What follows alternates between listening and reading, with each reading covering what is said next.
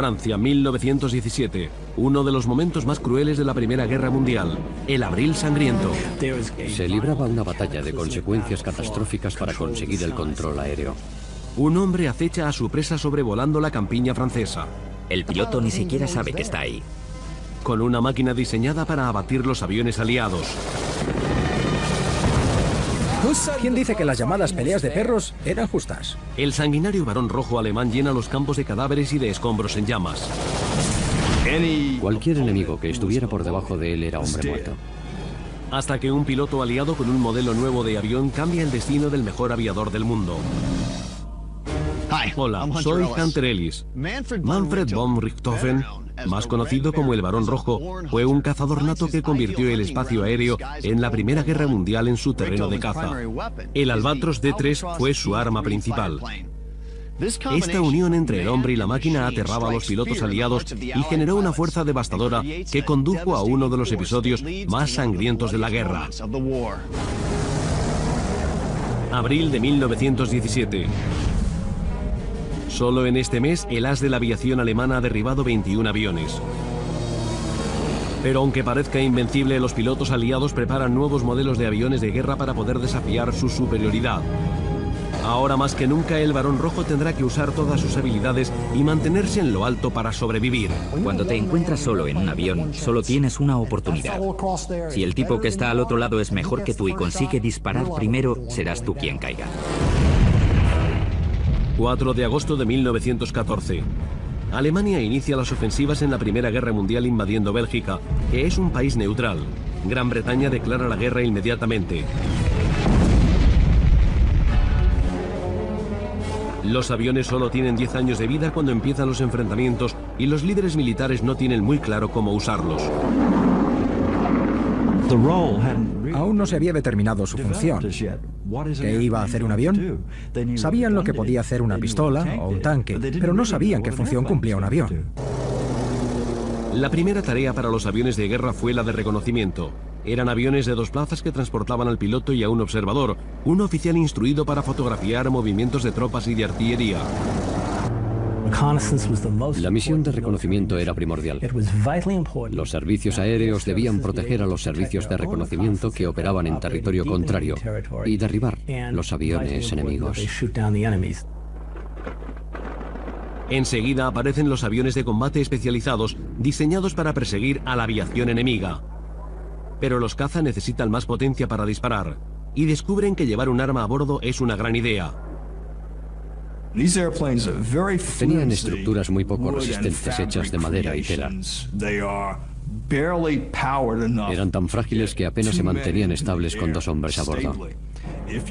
Si además subían un arma, algunos de ellos no podían ni despegar.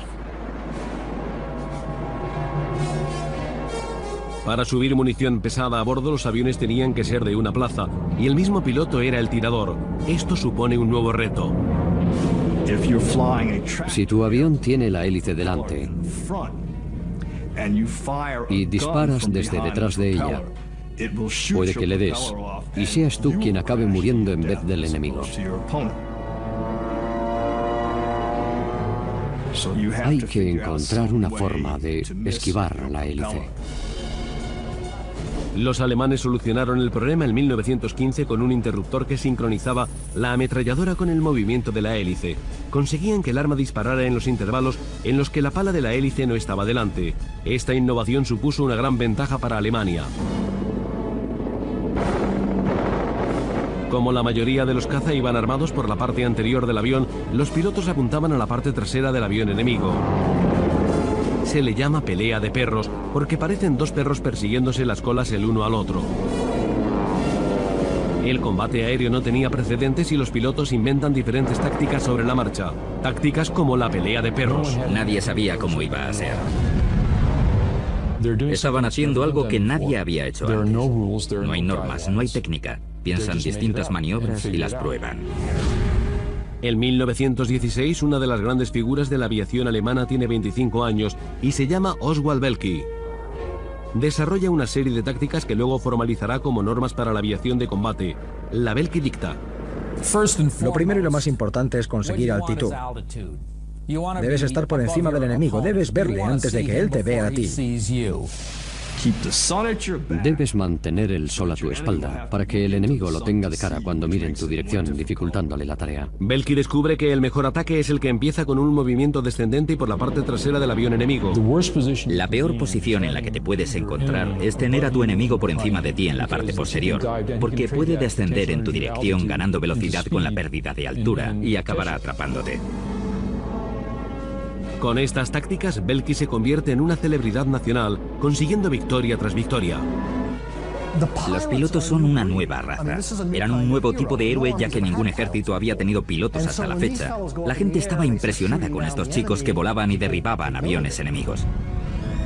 El verano de 1916 Alemania controla Bélgica, Luxemburgo y parte del noreste de Francia. En julio, el ejército alemán esquiva el ataque masivo de las tropas aliadas en la batalla de Somme. A los alemanes no les preocupaba demasiado controlar el espacio aéreo de Gran Bretaña o de Francia.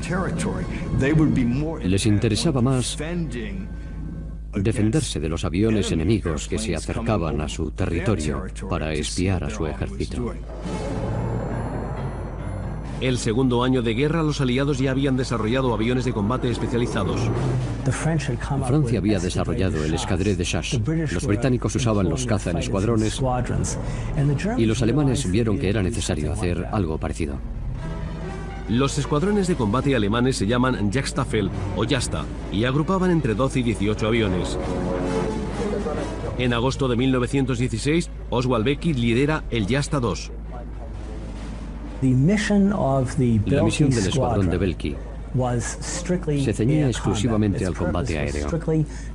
Debían mantener el espacio aéreo alemán libre de aviones aliados. Belky tiene autoridad suficiente para reclutar a los pilotos que quiera. Entre sus elegidos se encuentra un oficial de caballería de 23 años que resulta ser un buen piloto. Esta elección determina el principio de una unión entre un hombre y una máquina que creará una de las grandes leyendas militares en cuanto a valentía y resistencia se refiere. El oficial se llama Baron Manfred von Richthofen. Belky no buscaba pilotos que tuvieran las habilidades necesarias para llevar aviones de combate, sino pilotos que tuvieran coraje y fueran agresivos. Cualidades que observa desde un primer momento en Manfred von Richthofen. Lo que Belky ve en Richthofen es a un joven con espíritu. Es un asesino, un soldado, y creo que Belky se da cuenta de que es imperturbable. Esa actitud es la que hay que tener para sobrevivir en el aire. Richthofen inicia su carrera como piloto de combate en uno de los primeros aviones diseñados para ese fin, el Albatros D-2. Su motor, muy potente y pesado, permite llevar una ametralladora doble. El Albatros es veloz, ideal para descender y acercarse a aviones más lentos y poco manejables y derribarlos. Richthofen destaca durante las instrucciones de Belky y el 17 de septiembre de 1916 derriba el primer avión enemigo.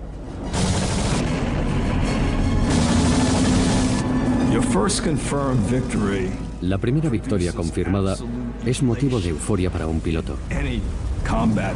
Hay que tener presente que la mayoría de los pilotos conseguían abatir aviones. Richthofen inicia la tradición de encargar una copa de plata para cada victoria, con la fecha y todos los detalles grabados en ella. Pronto se convertirá en el héroe del escuadrón. Otros pilotos eran mejores que Richthofen realizando acrobacias. Otros eran mejores disparando o mejores que él como pilotos. Pero él era el mejor con el caza. Y eso no requería unas habilidades concretas, sino una forma de pensar, una actitud. Él volaba para abatir al enemigo.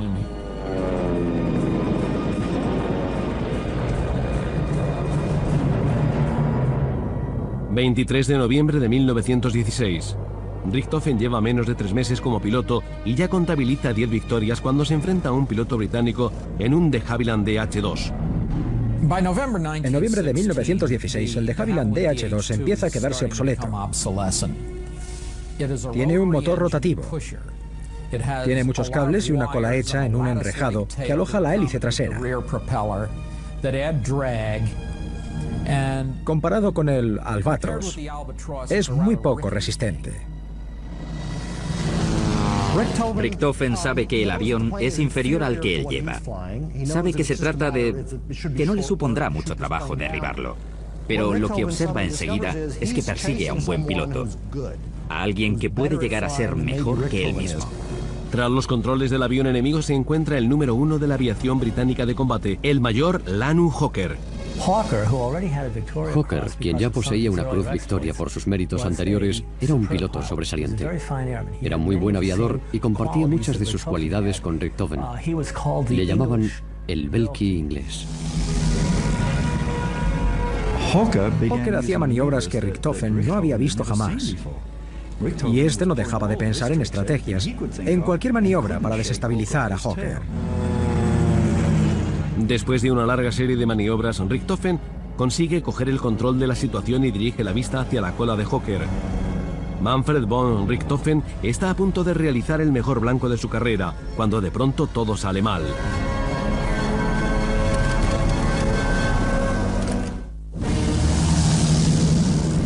...23 de noviembre de 1916... Después de una larga pelea de perros... Manfred von Richthofen se encuentra en una buena posición para abatir al piloto de combate más prestigioso de Gran Bretaña... el mayor Lanu Hawker... pero sus dos ametralladoras se atascan. Era algo relativamente frecuente en las ametralladoras sincronizadas... que llevaban el sistema de interrupción del arma cuando las palas de la hélice se encontraban delante. El hombre es Manfred von Richthofen, el Barón Rojo. El momento, el abril sangriento de 1917, que ya se acerca. La máquina, el Albatros D3. A Hawker no le queda demasiado combustible y decide volver a casa.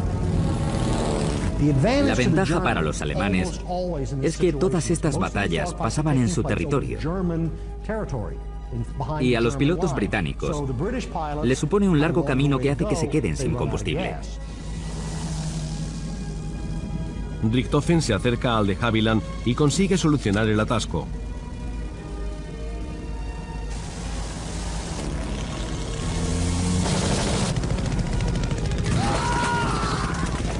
Hace que el mejor de los pilotos británicos se estrelle a 45 metros de las líneas aliadas.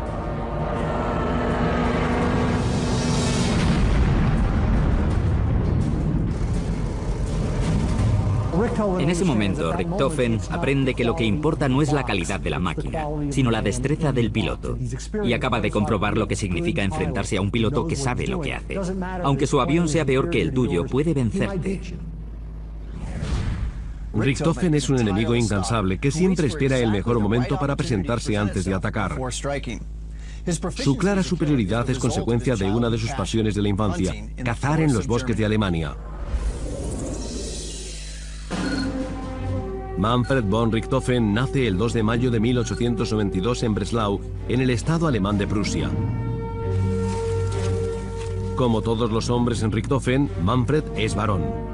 Federico el Grande, el monarca prusiano, les concedió el título nobiliario en 1741. El padre de Manfred, Albrecht, es oficial del ejército y a partir de los 11 lo ingresa en una estricta escuela militar para estudiar. Su padre tiene grandes planes para sus hijos y quiere que se conviertan en soldados. Manfred es un gran amante de la caza, como tantos otros chicos que pertenecen a este ambiente aristocrático. Enseguida aprenderá que hay una diferencia entre ser tirador y ser cazador. Su hermano, Lothar, se convertirá en el tirador. Richthofen es mucho más delicado. Le encanta acechar a la presa. Y si la presa es inteligente y astuta, mucho mejor. Richthofen también es un buen jinete. En 1914, al principio de la Primera Guerra Mundial, entra en la caballería como oficial. Pero en un campo de batalla dominado por las ametralladoras, la caballería es totalmente inútil y queda relegado a suplente. Ser oficial de caballería fue muy frustrante. Tenía una personalidad muy agresiva. En una carta dirigida al emperador le decía: no me alisté en el ejército para recoger queso y huevos. Quería estar en las batallas. Le trasladan al servicio de aviación, donde comienza su carrera como observador en un avión de reconocimiento. Estaba deprimido porque odiaba las tareas de reconocimiento. Quería ser piloto porque ellos hacían toda la parte interesante. Él se limitaba a mirar con prismáticos, odiaba su trabajo y quería acción. En octubre de 1915, un encuentro casual cambiará el rumbo de su vida.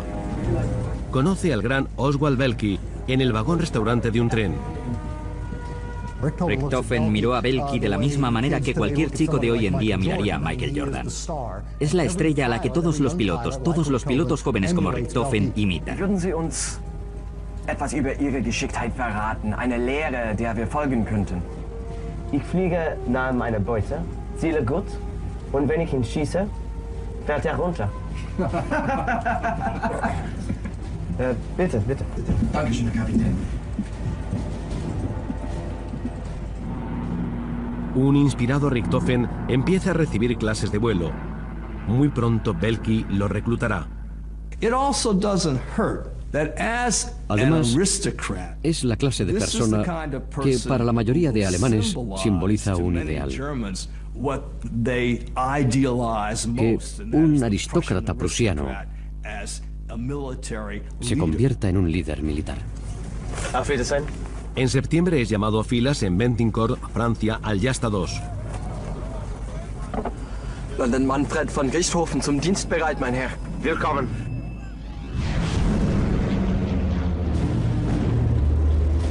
En 3 semanas se cobra su primera víctima.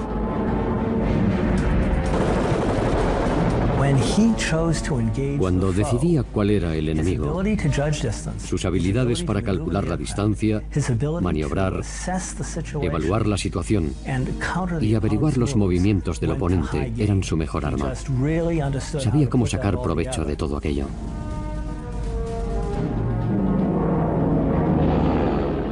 ...28 de octubre de 1916... Solo hace 2 meses que recibe instrucción como piloto de combate y se produce una tragedia. Belky muere en un choque contra uno de sus propios aviones. Su carrera tiene un final sin precedentes. Ha abatido 40 aviones. El escuadrón y la nación entera lloran su muerte.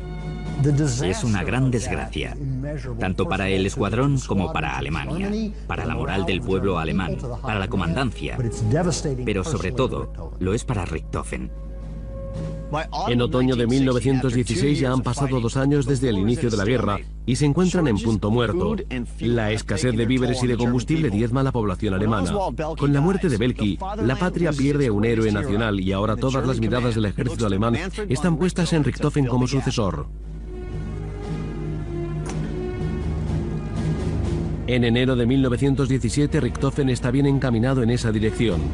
Con 16 victorias recibe la medalla más importante en Alemania por su valor y por el liderazgo de su propio escuadrón, el Jasta 11. Probablemente es el personaje alemán más célebre de la Primera Guerra Mundial. Alguien que simplemente domina la atención del público en general.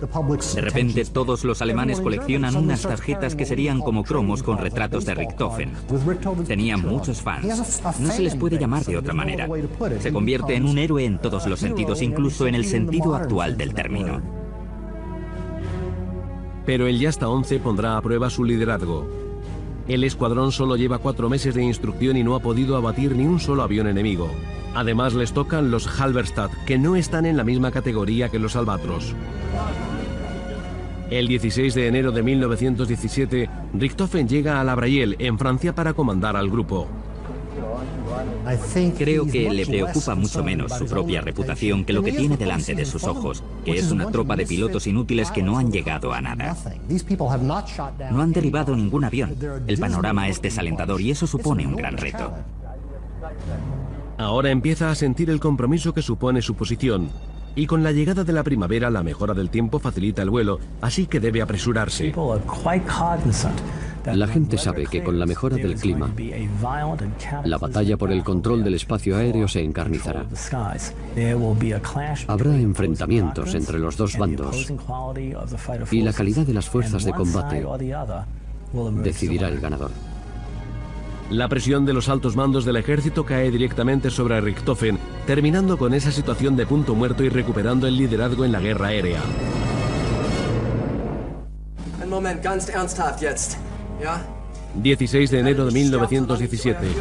El as de la aviación alemana coge el mando del Jasta 11, un escuadrón de pilotos inexpertos que aún no han conseguido abatir ni un avión enemigo.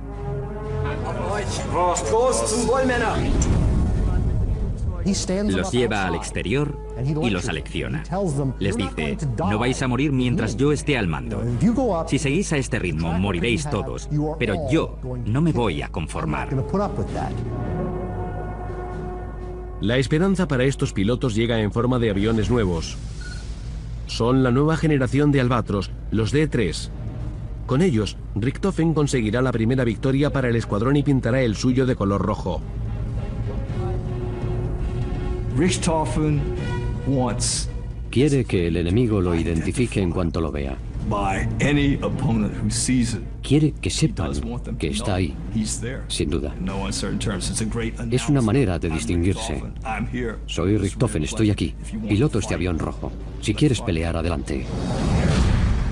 Su Albatros destaca por ser el único avión rojo en el frente. Los pilotos del Jasta 11 le imitan y pintan sus aviones de colores chillones, todos con algún detalle en rojo. El D-3 les inspira confianza. Y debería hacerlo, ya que en ese momento es superior a cualquier otro avión. El Albatros D-3 mide 7 metros de largo y casi 9 de envergadura, y tiene el fuselaje cubierto con contrachapado. Es una versión del biplano. Se llama sesquiplano, que quiere decir que tiene un ala y media. El ala superior es más ancha que la inferior y está sujeta con un solo larguero.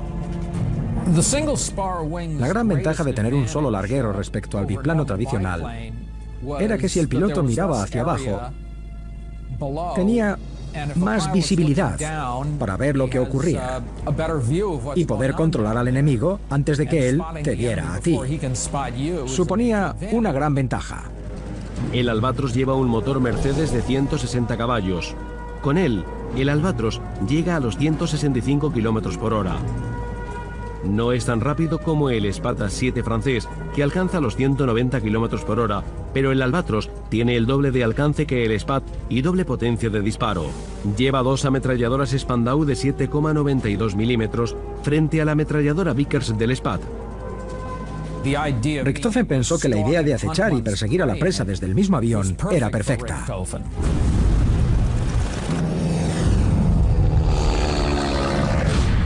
Estoy en el aeródromo All Rheinbeck en Nueva York, que posee la más amplia colección de aviones de la Primera Guerra Mundial. Nos acompaña Chad Willey, uno de los pilotos. Él será quien nos llevará hoy. ¿Qué tal, Chad? Hola, Hunter. Encantados de tenerte con nosotros. No, gracias a vosotros. Este avión es magnífico. ¿Qué tenemos aquí? Es un Albatros D5A, muy parecido al Albatros D3 de Richthofen. ¿Puedo inspeccionar la cabina? Claro. Perfecto. Pues es bastante sencillo, bastante simple aquí dentro. No tiene el tipo de palanca que esperaba. No tiene muchos indicadores, pero eran complicados a su manera. Llevaban gatillos dobles para cada una de las ametralladoras. Podían dispararlas juntas o por separado por si tenían algún atasco. Y veremos las tácticas desarrolladas por Richthofen con las que se hizo tan conocido. Por supuesto. Usaré algunas de sus técnicas, como la velocidad y el descenso para acercarme a ti. Te mantendré en la mira unos 3 segundos y luego intentaré derribarte. Perfecto, estoy acostumbrado, así que vamos a ver cómo sale hoy. Tengo muchas ganas. Empieza la batalla.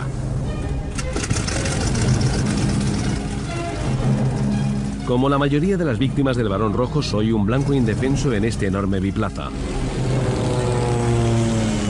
En una pelea de perros en la Primera Guerra Mundial, la altitud es la ventaja más importante que un piloto tiene para el ataque.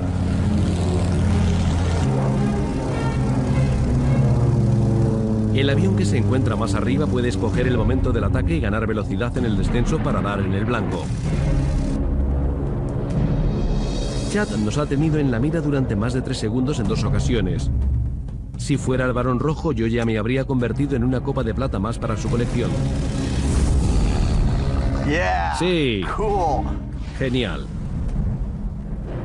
El Barón Rojo convirtió a ese escuadrón de inexpertos en una fuerza aérea de primera, enseñándoles sus técnicas con el Albatros D3. Mientras la reputación de Richthofen se extiende más allá de Alemania, los periódicos británicos lo bautizan como el sangriento varón rojo. La prensa británica alimenta la propaganda alemana dándole una imagen de personaje invencible, creando un aura a su alrededor, forjando una leyenda. Como piloto británico tenías que enfrentarte a eso.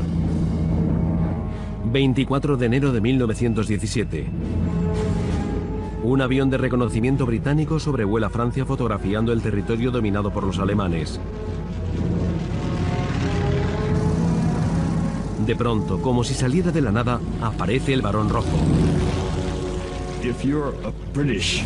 Como pilotos de reconocimiento británicos, en un avión de 2 plazas, la mayoría de ellos estaban desentrenados.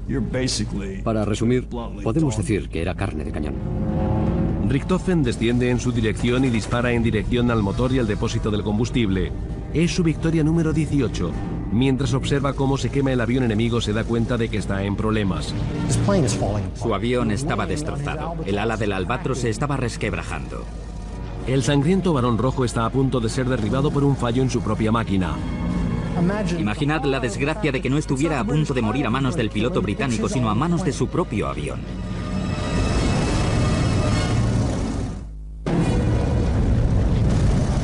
...24 de enero de 1917... Manfred von Richthofen acaba de abatir un avión de reconocimiento británico cuando su propio avión le pone en una situación crítica. El ala inferior está a punto de agrietarse. Su primera reacción, como la de la mayoría de pilotos que vivían una situación similar, fue asustarse. Tenía un avión que parecía ser de los mejores del mundo, pero que tenía un fallo. Richthofen consigue realizar un aterrizaje de emergencia, pero está claro que el nuevo D-3 tiene un defecto en la estructura.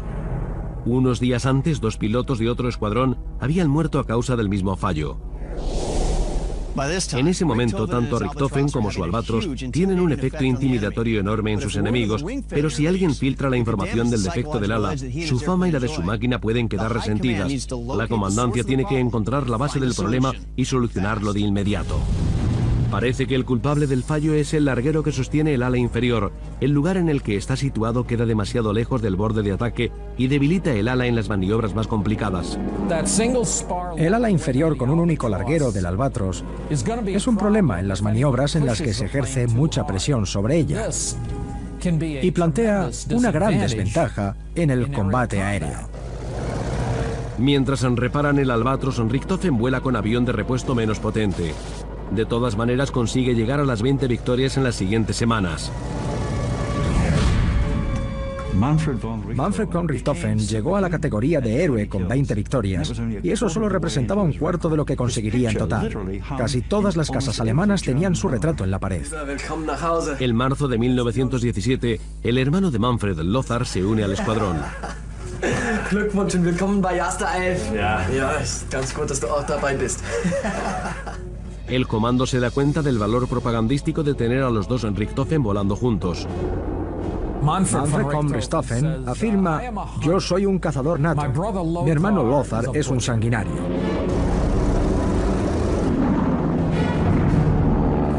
Se refería al hecho de que su hermano cargaba directamente sin dar respiro, tirando contra cualquier objetivo.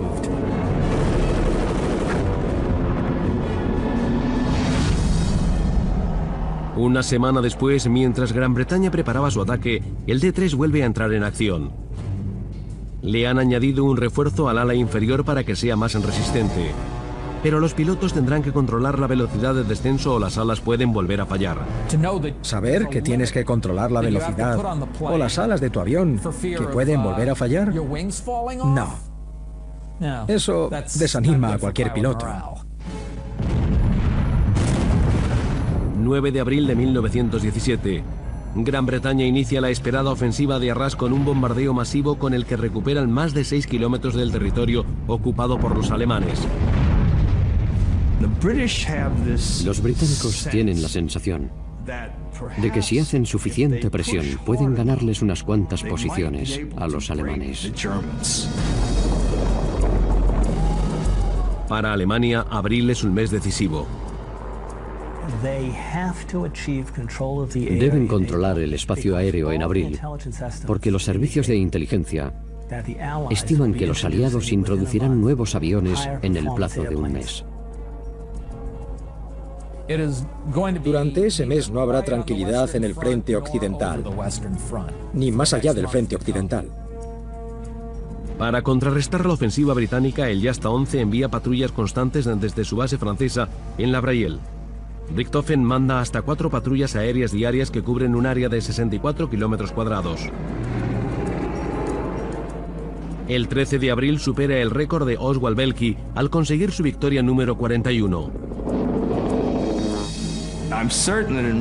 Seguro que Richthofen sentía que, de algún modo, había honrado la memoria de Belky.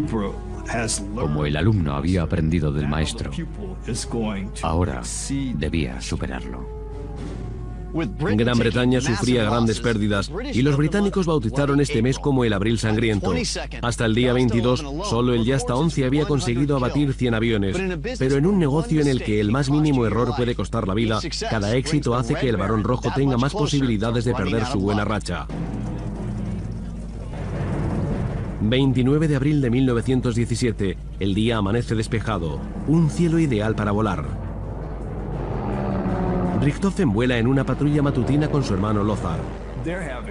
Se lo pasan bien porque saben que, primero, son superiores a su enemigo. Segundo, Richthofen sale con el escuadrón al que él ha instruido, formado por hombres en los que confía plenamente. Y tercero, y muy importante, porque vuela con su hermano. Son la pareja perfecta para salir a cazar. Pero la presa será mucho más peligrosa. Richthofen se topará con aviones de nueva generación diseñados para superar al Albatros. Su reputación tendrá que superar una dura prueba.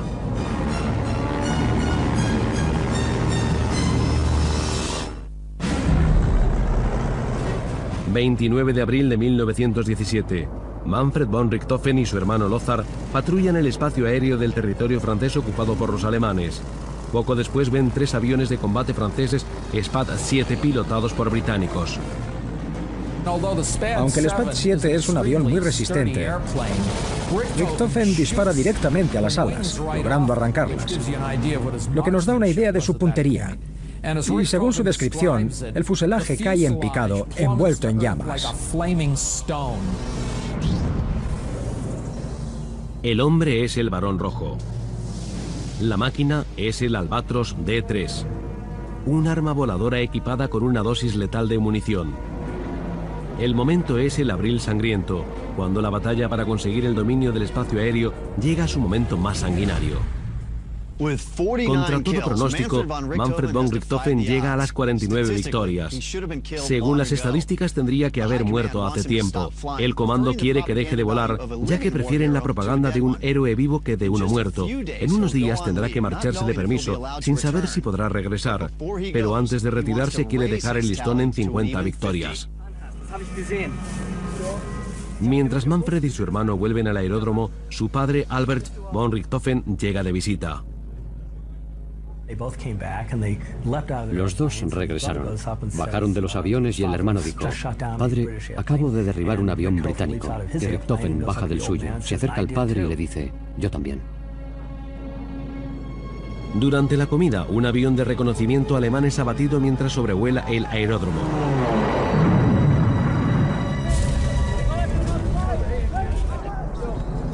El ambiente jovial se convierte en consternación cuando los médicos se llevan al cadáver.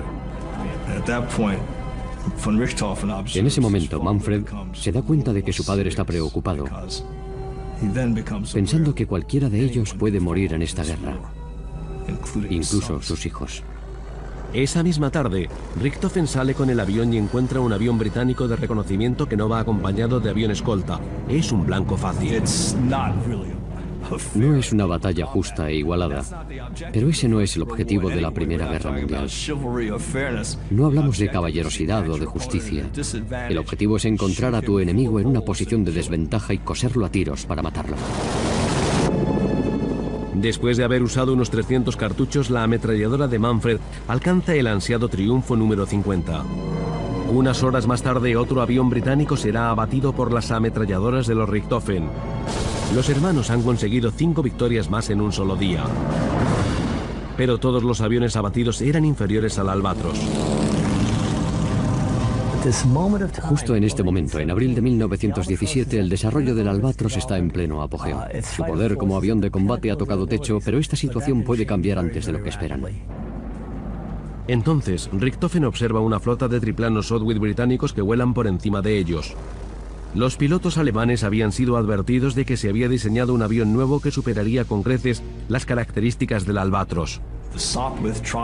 Los triplanos Sopwith son aviones majestuosos, facilitan las maniobras y llevan armas potentes. Son enemigos imponentes para el Albatros D3. Por primera vez el Albatros de Richthofen, sobre todo con sus frágiles alas, está en clara desventaja en la batalla. Enseguida se dará cuenta de que el Sopwith facilita mucho más las maniobras, es más rápido, es mucho más fácil de controlar, pero acepta el reto. Los triplanos se encuentran por encima de ellos en una posición ideal para el ataque. Cuando los triplanos descienden, los Albatros saben que se acercan y girarán para encontrárselos. Richthofen y sus compañeros están preparados para tratar con los británicos. El Barón Rojo inicia el ataque abriendo fuego. El triplano lo esquiva descendiendo rápidamente a un nivel más bajo que el Albatros. Ha sido un gran error porque acaba cediéndole a Richthofen cierta ventaja. Con un triplano hay que mantener la altitud. Nunca hay que entrar en combate o descender por debajo del enemigo que pilota el Albatros, porque una vez te encuentras por debajo del Albatros, solo tiene que buscar la parte trasera y te acribillará. Al darse cuenta del grave error, el piloto intenta llegar a las líneas aliadas, pero el Albatros no puede dejarlo atrás, así que Richthofen probará otra táctica. Vuelve a disparar, aunque está a demasiada distancia y no tiene posibilidades de alcanzar el triplano. El piloto del Sopwith intenta escapar, pero la maniobra le hace perder tiempo y resulta ser una gran equivocación. Richthofen mantiene el avión en línea recta, consiguiendo ganar velocidad. Llega a unos 45 metros del avión. Lo suficientemente cerca como para oír el ruido del depósito del combustible en el momento en que sus balas lo destrozan. Es su victoria número 52 y con esta la cuarta del día, con la que logra su mejor cifra en una sola jornada. Aun con todas esas desventajas, Richthofen sale victorioso. Consigue derribar el avión británico y además, y no creo que sea una sorpresa para él, constata que lo más importante no es la máquina, sino el hombre que la pilota. En abril de 1917 los británicos llegan a su peor momento en la guerra aérea. En 4 semanas pierden un tercio de sus hombres, más de 900 y 150 aviones. El Yasta 11 suma 89 de esas victorias, más de la mitad de las pérdidas del bando británico. Los altos mandos del Royal Flying Corps estaban muy preocupados por esas pérdidas y sabían que su flota de aviones era inferior. Por eso hacían todo lo posible por introducir aviones nuevos y mejores para dárselos a sus pilotos y por ponerse en primera posición. Los alemanes también sufren pérdidas, 159 hombres y 77 aviones. Aunque en general el abril sangriento resultó el triunfo de Alemania, también será la última vez que dominen el cielo en la Primera Guerra Mundial. Este mes significará el principio del fin para el Albatros. Mientras la producción británica llega a su periodo álgido, los aliados consiguen construir más aviones que lo igualan y lo superan. Es entonces cuando los alemanes se dan cuenta de su posición desaventajada con respecto a la clara ventaja que habían tenido durante la primera mitad de la Primera Guerra Mundial. Para Manfred von Richthofen, el abril sangriento supone la cima de su carrera. Solo en ese mes derriba 21 aviones. Pero 2 meses más tarde su suerte cambiará mientras ataca a un avión de reconocimiento que tenía que ser un blanco fácil. El observador empieza a dispararle a lo loco sin tener en cuenta que está a demasiada distancia, mientras Richthofen se ríe pensando, sí, he vivido esta situación 1000 veces. Entonces, una de las balas le llega a la cabeza. Fue mala suerte. Nunca se recuperará por completo de la herida, pero sigue volando y acumulando triunfos. En septiembre de 1917, su viejo Albatros será reemplazado por un triplano Fokker DR-1. Este caza pequeño y manejable es un buen oponente a los modernos aviones de los aliados. El Albatros era su avión principal, su corcel, hasta que llegó a las 60 victorias. En ese momento empieza a volar con el Fokker DR-1, el avión por el que se hizo más conocido, pero en el que pasó menos tiempo.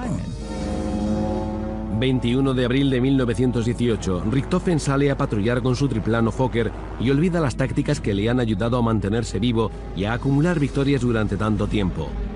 Persigue a un piloto inexperto, acercándose a las líneas enemigas y situándose peligrosamente al alcance de la artillería de tierra. En ese momento se encuentra exhausto. Su herida aún no está cerrada. Sigue siendo un excelente piloto de combate, pero ya no es el mismo hombre.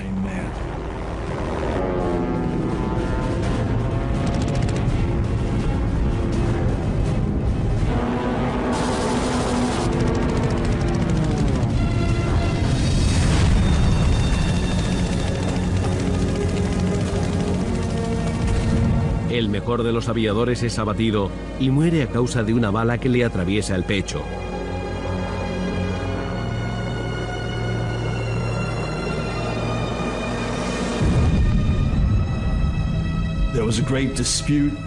Después de derribarlo se produce una disputa para aclarar si el autor del disparo había sido el capitán Roy Brown desde un Spotwood Camel o los tiradores australianos que lo habían abatido desde tierra. De todas formas, no había mucha diferencia. Estaba muerto. Faltaban 2 semanas para el 26 cumpleaños de Richthofen. Los aliados le preparan un entierro con todos los honores militares. Su carrera, con 80 victorias a sus espaldas, no fue igualada por ningún otro aviador en la Primera Guerra Mundial. Su hermano Lothar sobrevive a la guerra, pero muere en un accidente aéreo en 1922 con 27 años. Merece ser recordado como un héroe militar extraordinario, no solo como un héroe militar alemán. Es un héroe militar para todo aquel que sabe cuán difícil es ser piloto de combate, para quien conoce el funcionamiento de esos primeros aviones y el reto que significaba enfrentarse a un enemigo en unas condiciones físicas deplorables. La verdad es que Richthofen lo hizo mejor que nadie.